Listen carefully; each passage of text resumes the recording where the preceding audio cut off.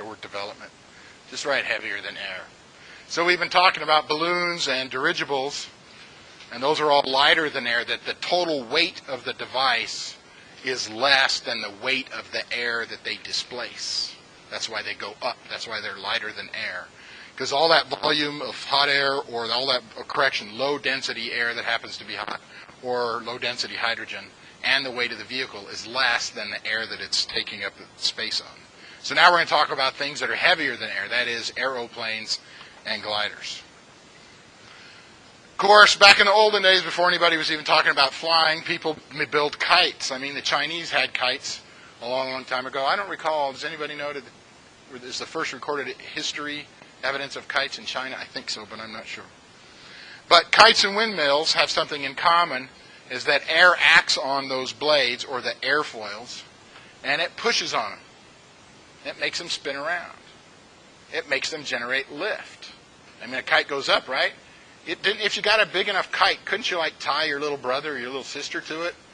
You know, if the kite was like 20 feet by 30 feet, and if there was a big enough wind, it'd lift up your little sister, little brother. Maybe the neighbor's kid. I don't know. I don't know who you got lying around that's willing to. You know, you put a helmet on them and stuff, it'll be safe, right? You know, you put shin guards, you put their soccer gear on and put their shin guards on and put on boots and stuff. Give them some big sunglasses. They'll think they're a pilot. Yeah. Okay. In any case, so you can blow air against an airfoil and make it spin and create lift. You can also do the opposite. You can take an airfoil, like a propeller, and if you spin it around, you can move air. So it's kind of the opposite. Moving air can impact the airfoil, or an airfoil, if it's powered, like it's spinning around, an airfoil can impact the air. So when was the first time anybody made a kite or a windmill? Just say a long time ago. Anybody want to say that? No? Okay, fine.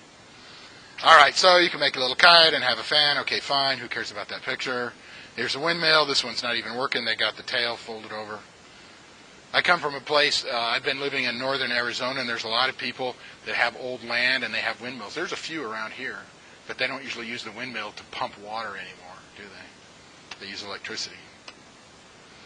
All right, so we're going to talk about Sir George Cayley, Mr. Cayley. He figured out the 4 forces of flight that are acting on a flying machine, a heavier than air flying machine, that is. You got to have lift to counteract the weight, and you got to have thrust to push the airplane through the air to counteract the drag. I want to talk about drag for a minute. So, anybody ever sit in a car and the window is rolled down and you stuck your hand out straight like this, and you're going 70 miles an hour and it bends your arm back and it hurts and you get a bruise on your arm or it hits the windows? Am I the only person that got a bruise? Okay. In any case, I know you're smart. You stick your hand out sideways like this. Yeah, okay. But you notice that if you change the orientation of your hand, there's more force that pushes your arm back. Okay, that's called drag. It's trying to slow you down. And in fact, you're actually trying to slow the car down a little tiny bit. But of course, whoever's driving, if it slows down, what do? They just push on the gas a little bit. But anything that you stick out into the air, whether it's the fuselage, the main body of the airplane, or whether it's the wings, it has some drag, and it tries to slow you down to zero. So the opposite of that is thrust. You need a jet engine or a gasoline-powered engine with a propeller to pull you through the air, and that counteracts the drag. So the drag is counteracted by the thrust of the engine, and the wings are hopefully generating lift to counteract gravity pulling on the weight of the aircraft. And we're going to talk about more specifics about that in that other class we take at 1:20 in the afternoon called Private Pilot Ground School. The first recorded instance of a human being in a flying machine that was not a balloon and was not a dirigible was George Cayley, and he did it in 1853. So this is about a decade before the Civil War, and he did it in, what country do you think he was in? Oh, I give it away, the Sir. Who gets knighted? Yeah, people in Great Britain. So I know I tricked you there. Thank you for falling for that. No, Sir George Cayley was in Great Britain, but you don't have to write that down. But he built a glider. No engine. Launched it off of a sloping hill. Probably had a little bit of a headwind. And I'll bet you $10 if I push this button, I'll have a picture. Oh wait, there's lift, weight, drag, and thrust. So like I said, the wind hitting the airplane tries to slow the airplane down, that's drag. This has a piston engine in it. You can't see the propeller very well. That's opposite. That tries to pull the airplane forward. Of course, gravity, or the weight of the aircraft, tries to pull you down. And we're going to talk about, in private pilot ground school, we're going to talk about how that wing is what generates lift and holds the airplane up. Those are the 4 forces of gravity. So this guy was pretty smart. Figured that out. Check out the N number. N is the first digit on, this is like the license plate. It's the registration number on airplanes in the United States. It starts with an N. 172SP. Wow, that's just like the model airplanes in our simulator that we've been flying. And of course, this one is slightly different than the one I just showed you. The FAA tries to slow you down, but it takes money to go faster. Dreams may lift you higher, but reality drags you back down to the earth, where you crash and burn and then cry a whole lot. Oh, sorry. You do not have to cry in reality. So here's a picture of Sir George Cayley's first glide. This isn't his, it's a recreation. It's hard to see it very well. He's got a tail. He's got surfaces going up and down, and he's got surfaces going sideways in the back. He's got a wing, and you can see this. It looks kind of like a boat with wheels on it. That was the fuselage of the aircraft. That's where he sat. Now, the downside of this thing is there were no flight controls. So he couldn't control whether he went up, down, left, or right. But he got off the ground and lived until he kept doing it and doing it and doing it, and then he died. But yay, 1853. So how many years is that? 1853 to 1953, that's 100. To 03, that's 150, 160, 164 years. It's only been 164 years since a human was in a heavier than air aircraft. And let's face it, that was only 80 years after a balloon. Human beings have not been flying for except the very, very tiniest little bit of our existence. All right, so one of these days, somebody's going to ask you, oh yeah, you're a pilot, or oh yeah, you took history, you took those airplane classes at Reed College, so who invented the airplane? And most people in the United States will say, well, the Wright brothers, Orville and Wilbur Wright. They flew at Kitty Hawk near the ocean in the Carolinas in 1903, and they were the first dudes to fly a successful airplane, and they were awesome, and that's it. Well, the answer is a lot of people before the Wright brothers figured a lot of stuff out. Not that the Wright brothers weren't smart, and not that the Wright brothers didn't invent some things themselves, but a lot of the things they did, they took from other people that had already done it. They deliberately and knowingly, they'd call them up. Sorry, they didn't have telephones in the early 1900s. But they would write letters to people and say, hey, Mr. Stringfellow, we heard you've been working on this. We're trying to build an airplane. What can you tell us? I mean, I never read any of their letters. But they did they went to the library. And they wrote letters to museums, and they wrote letters to people that were flying to get more information. So Henson and Stringfellow was a team, and they built a steam-powered airplane in 1848. But it didn't fly.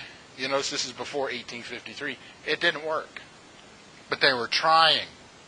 They were trying. I got a picture here. So here's a picture of a model, and those are actually propellers. You know, these are early propellers. You can see there's wings, and there's some flying surfaces in the front. And this one was this model was flown on a string to see if it would work. They designed it, and I guess I made a mistake. They designed it and they flew it, but it didn't have a human in it. It didn't have a human in it. But the problem, again, is there's no control surfaces. You couldn't control whether it went up, down, left, or right.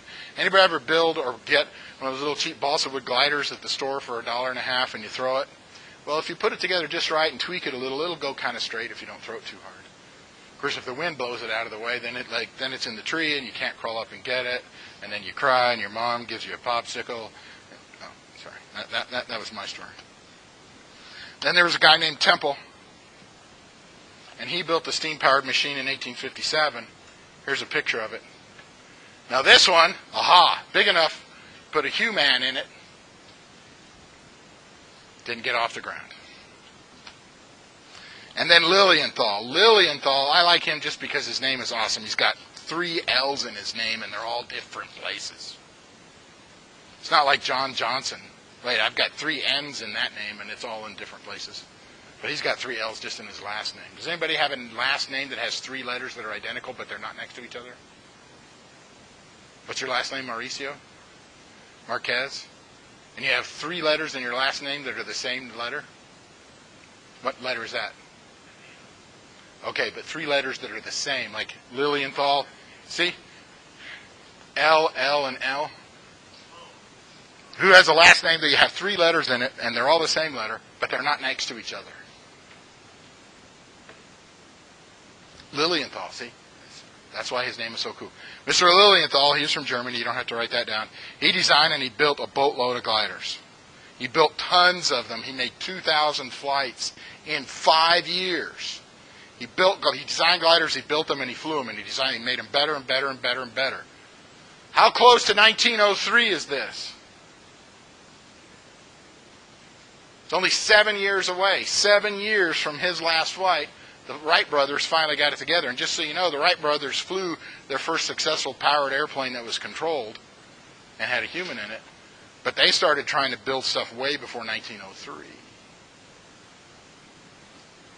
So I guess one of the real reason I like Lilienthal is he was one brave dude. Because he was inventing most of it, not everything, but most of it. He was figuring out, building it, jumping in it, and running down a hill and see if it worked better than last time. And this is before people thought about wearing crash helmets and seat belts and airbags. So this is a picture of Mr. Lilienthal. He made biplanes. Now what he used to control flight was his weight. If he wanted to go down, he would pull himself closer. That would move his weight forward, and the nose of the airplane would be heavier, and he'd go down. Or he would push back, and that would move his weight back, and the tail of the airplane would be heavier, and the nose would go up. And he would shift his weight. If he wanted to go to the left, he would push his body to the left, and the left wing would come down. You can actually make an airplane now. It's called a hang glider. It's called a hang glider. If you want to write hang glider on the side, I'm not going to ask you about it. But if you do a Google search for a hang glider and click on images, you can buy a hang glider for, I don't know, $2,000, $3,000, $4,000, $5,000. I don't know how much they are. And they're called weight shift. Shift your weight. There's no stick. There's no throttle. And you run down a hill or you run off a cliff with a helmet on and straps and stuff. And you just shift your weight to steer it, and it works really well. So essentially, what he invented is what we would call today a biplane hang glider. But he did it over and over and over again. And it's hard to see from that picture, but I'm used to it. You can see there's 2 tail surfaces. One tail surface that goes up and down, that's the vertical tail, and one tail surface that goes left and right, that's the horizontal tail surface. And almost every airplane now has those 2, a vertical tail and a horizontal tail. So Lilienthal is my most favorite dude before the Wright brothers, but that's just a personal preference. Then there was Mr. Chanute. The Air Force ended up naming a military base after him in Illinois. Anybody ever been in Illinois in the winter? It's cold and snow and stuff. In any case, I've never been to Chanute Air Force Base. Octave made even better gliders than Cayley did, but Cayley helped him out. These guys were all about figuring it out and actually slowly figuring out how to build a heavier than air flying machine. So it's not like today you do it all in your laboratory and you don't tell anybody and you get a patent on it so you can sell it and make money. Today nobody would be helping anybody. So Mr. Chanute made even better gliders with Cayley's help. And 08. Provided data to the Wright brothers. Wow, it's like I knew what was coming on this slide. So here's a couple of guys that have been spending years and years and years figuring out how to fly gliders. And we'll spend like a whole hour on how the Wright brothers did it, but they used a lot of data from a lot of people. And Mr. Chanute was doing his thing right about where Cayley stopped his glider flying. that Cayley? Maybe that was Lilienthal. I guess it was Cayley. And I'm not going to ask you those years, but if somebody says Chanute, Lilienthal, and Cayley, what do these three gentlemen have in common? They were in the late 1800s, and they were building gliders, and they gave each other data, and they spent years of working on it, and they all three had information that ended up with the Wright brothers and helped the Wright brothers actually put that first airplane together and make it work. So that's Cayley and Lilienthal and Chanute. So here is a Chanute glider. It's got biplane, it's got two tail surfaces. It looks a lot like the Lilienthal. Is that guy wearing a hat? Does he have a beard on? Were beards popular in the late 1800s? I don't remember. Johnny thinks so? Okay, that's fine. All right. The thing I like about this guy named Mary, and I don't know if I'm saying his name right. I think he was from France, but I'm not sure.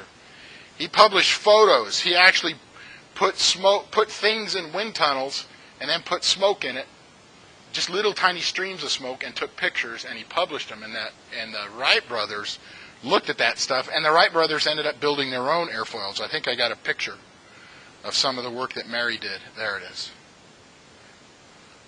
So here's the air coming in from the top going down to the bottom, and these are little tiny streams of smoke.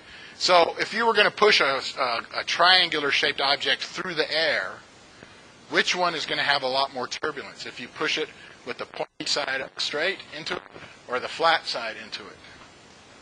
Yeah, the pointy side. It's not that the back side isn't turbulent back here, but around here there's not much any turbulence. So now you could, I couldn't find one with a nice airfoil, a nice wing in it, but this is what gave the Wright brothers the idea, hey, we ought to build us a wind tunnel and start figuring out how if we change the shape of the wing, what is that going to do? So again, this is another piece of evidence that the Wright brothers